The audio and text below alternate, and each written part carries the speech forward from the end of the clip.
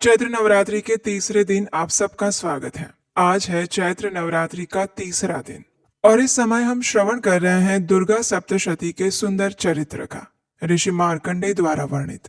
और इसी कथा श्रृंखला को आज हम आगे बढ़ाते हैं और आइए इस चैत्र नवरात्रि के पावन अवसर पर सुनते हैं दुर्गा सप्तशती पाठ के अगले अध्याय को। आइए आज का दुर्गा सप्तशती पाठ आरंभ करते हैं। आज हम चौथे अध्याय का श्रवण करेंगे, तो आइए आज का अध्याय आरंभ करते हैं। दुर्गा सप्तशती पाठ अध्याय 4। इंद्र आदि देवताओं द्वारा देवी की स्तुति। सिद्धि की इच्छा रखने वाले पुरुष जिनकी सेवा करते हैं और देवता जिन्हें हर प्रकार से घेर कर रहते हैं, उन जया नाम वाली दुर्गा देवी का ध्यान करें। उनके श्री अंगों की आभा काले मेघ के समान श्याम है। वे अपने कटाक्षों से शत्रु समूह को भय प्रदान करती हैं। उनके मस्तक पर आबद्ध चंद्रमा की रेखाएं सुशोभित हैं। वे अपने हाथों में शंख, चक्र, कृपाण और त्रिशूल धारण करती हैं। उनके 3 नेत्र हैं। वे सिंह के कंधे पर चढ़ी हुई है और अपने तेज से तीनों लोकों को परिपूर्ण कर रही है। ऋषि ने कहा, अत्यंत पराक्रमी दुरात्मा महिषासुर और उसकी दैत्य सेना के देवी के हाथ से मारे जाने पर इंद्र आदि देवता प्रणाम के लिए गर्दन तथा कंधे झुकाकर उन भगवती देवी दुर्गा का उत्तम वचनों द्वारा स्तवन करने लगे। उस समय उनके सुंदर अंगों में अत्यंत हर्ष के कारण रोमांच हुआ आया। सभी देवताओं ने कहा, संपूर्ण देवताओं की शक्ति का समुदाय ही जिनका स्वरूप है और जिन देवी ने अपनी शक्ति से संपूर्ण जगत को व्याप्त कर रखा है, समस्त देवताओं और महर्षियों की पूजनीय उन जगदम्बा को हम भक्ति पूर्वक नमस्कार करते हैं। वे हम लोगों का कल्याण करें। जिनके अनुपम प्रभाव और बल का वर्णन करने में भगवान शेषनाग, ब्रह्मा जी तथा महादेव जी भी समर्थ नहीं है। वे भगवती चंडिका संपूर्ण जगत का पालन और अशुभ भय का नाश करने का विचार करें। जो पुण्यात्माओं के घरों में स्वयं ही लक्ष्मी रूप से, पापियों के वहाँ दरिद्रता रूप से, शुद्ध अंतःकरण वाले पुरुषों के हृदय में बुद्धि रूप से, सत्पुरुषों में श्रद्धा रूप से और कुलीन मनुष्य में लज्जा रूप से निवास करती हैं, उन आप भगवती दुर्गा को हम नमस्कार करते हैं। हे देवी, आप संपूर्ण विश्व का पालन कीजिए। हे देवी, आपके इस अचिंत्य रूप का, असुरों का नाश करने वाले भारी पराक्रम का और समस्त देवताओं तथा दैत्यों के समक्ष युद्ध में प्रकट किए हुए आपके अद्भुत चरित्रों का हम किस प्रकार वर्णन करें। आप संपूर्ण जगत की उत्पत्ति के कारण हैं। आप में सत्व गुण, रजोगुण और तमोगुण, ये तीनों गुण उपस्थित हैं। फिर भी दोषों के साथ आपका संसर्ग नहीं जान पड़ता। भगवान विष्णु और महादेव जी आदि देवता भी आपका पार नहीं पाते। आप ही सबकी आश्रय हैं। ये समस्त जगत आपका अंशभूत है, क्योंकि आप सबकी आदिभूत अव्याकृता परा प्रकृति हैं। हे देवी, संपूर्ण यज्ञों में जिसके उच्चारण से सभी देवता तृप्ति लाभ करते हैं, वे स्वाहा आप ही हैं। इसके अतिरिक्त आप पितरों को भी तृप्ति का कारण हैं, इसलिए सभी लोग आपको स्वधा भी कहते हैं। हे देवी, जो मोक्ष की प्राप्ति का साधन है, अचिंत्य महाव्रत स्वरूपा है, समस्त दोषों से रहित, जितेंद्रिय, तत्व को ही सार वस्तु मानने वाले तथा मोक्ष की अभिलाषा रखने वाले मुनिजन जिसका अभ्यास करते हैं, वे भगवती परा विद्या आप ही हैं। आप शब्द स्वरूपा हैं। अत्यंत निर्मल ऋग्वेद, यजुर्वेद और उद्गीत के मनोहर पदों के पाठ से युक्त साम वेद का आधार भी आप ही हैं। आप देवी, त्रयी और भगवती हैं। इस विश्व की उत्पत्ति एवं पालन के लिए आप ही वार्ता है। आप संपूर्ण जगत की घोर पीड़ा का नाश करने वाली हैं। हे देवी, जिसे समस्त शास्त्रों के सार का ज्ञान होता है, वह मेधा शक्ति आप ही हैं। दुर्गम भवसागर से पार उतारने वाली नौका रूप दुर्गा देवी भी आप हैं। आपके कहीं भी आसक्ति नहीं। कैटभ के शत्रु भगवान विष्णु के वक्ष स्थल में एकमात्र निवास करने वाली भगवती लक्ष्मी और भगवान चंद्रशेखर द्वारा सम्मानित गौरी देवी भी आप ही हैं। आपका मुख मंद मुस्कान से सुशोभित, निर्मल, पूर्ण चंद्रमा के समान और उत्तम सुवर्ण की मनोहर कांति से सुंदर है। तो भी उसे देखकर महिषासुर को क्रोध हुआ था और सहसा उसने उस पर प्रहार कर दिया। ये बड़े आश्चर्य की बात है। हे देवी, वही मुख जब क्रोध से युक्त होने पर उदय काल के चंद्रमा की भांति लाल और तनी हुई भौहों के कारण विकराल हो उठा। तब उसे देखकर जो महिषासुर के प्राण तुरंत नहीं निकल गए, ये उससे भी बढ़कर आश्चर्य की बात है, क्योंकि क्रोध में भरे हुए यमराज को देखकर भला कौन जीवित रह सकता है।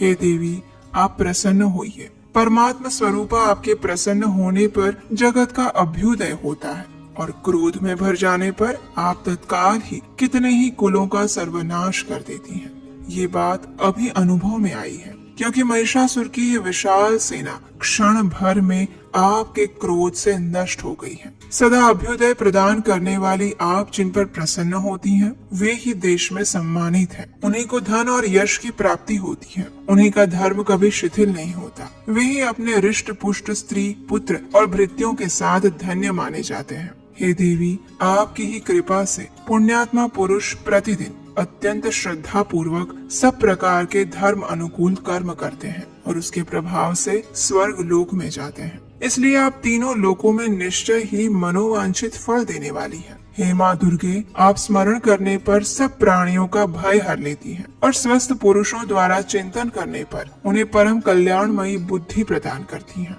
दुख, दरिद्रता और भय हरने वाली देवी, आपके सिवा दूसरी कौन है जिसका चित्त सबका उपकार करने के लिए सदा ही दयार्द्र रहता हो।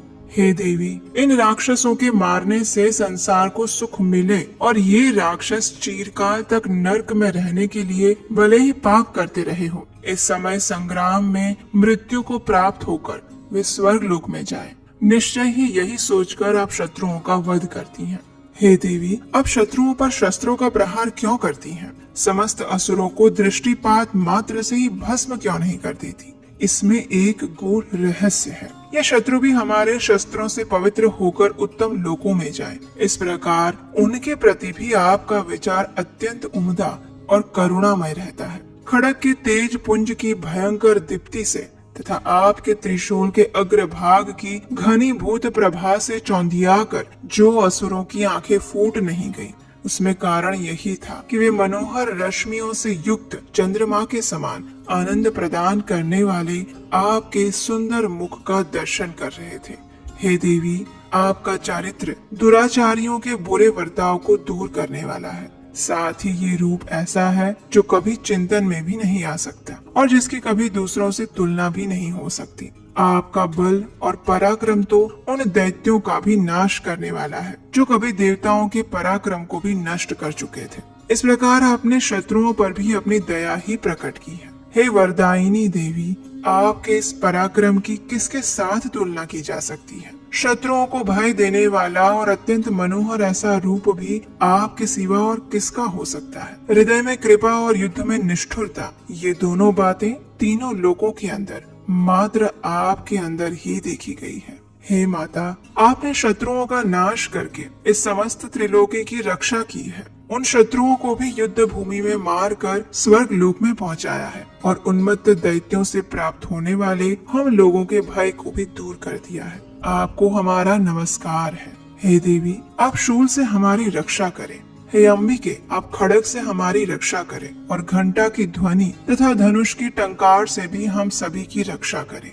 हे चंडिके, पूर्व, पश्चिम और दक्षिण दिशा में आप हमारी रक्षा करें और ईश्वरी, अपने त्रिशूल को घुमाकर आप उत्तर दिशा में भी हमारी रक्षा करें। तीनों लोकों में आपके जो परम सुंदर और अत्यंत भयंकर रूप विचरते रहते हैं, उनके द्वारा भी आप हमारी तथा इस भूलोक की रक्षा करें। हे अंबिके, आपके कर पल्लवों में शोभा पाने वाले खड़ग, शूल और गदा आदि जो भी अस्त्र हैं, उन सब के द्वारा आप सब ओर से हमारी रक्षा करें। इस प्रकार जब देवताओं ने जगत माता दुर्गा देवी की स्तुति की और नंदन वन के दिव्य पुष्पों और गंध चंदन आदि द्वारा उनका पूजन किया, उसके बाद सब ने मिलकर भक्ति भाव पूर्वक दिव्य धूपों की सुगंध अर्पित की और तब देवी ने प्रसन्न वदन होते हुए प्रणाम करते हुए सभी देवताओं से कहा। देवी ने कहा, हे देवताओं, आप सभी लोग मुझसे जिस वस्तु की अभिलाषा रखते हैं उसे मांगिए। तब देवताओं ने कहा, हे देवी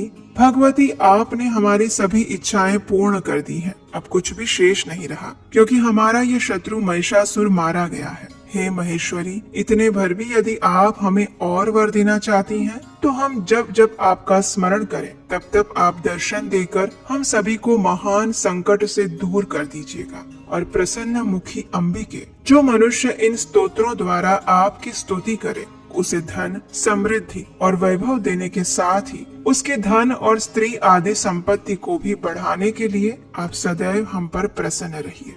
ऋषि ने कथा को आगे बढ़ाते हुए कहा, हे राजन, देवताओं ने जब अपने तथा जगत के कल्याण हेतु भद्रकाली देवी को इस प्रकार सुंदर स्तवन द्वारा प्रसन्न किया, तब देवी तथास्तु कहकर वहां से अंतर्ध्यान हो गई। हे राजन, इस प्रकार पूर्व काल में तीनों लोगों का हित चाहने वाली देवी जिस प्रकार देवताओं के शरीर से प्रकट हुई थी, वो सभी कथा मैंने आपको कह सुनाई। अब पुनः देवताओं का उपकार करने वाली वे देवी दुष्ट दैत्यों और शुंभ तथा निशुंभ का वध करने और सभी लोगों की रक्षा करने के लिए गौरी देवी के शरीर से जिस प्रकार प्रकट हुई थी, अब वो प्रसंग मैं सुनाता हूँ।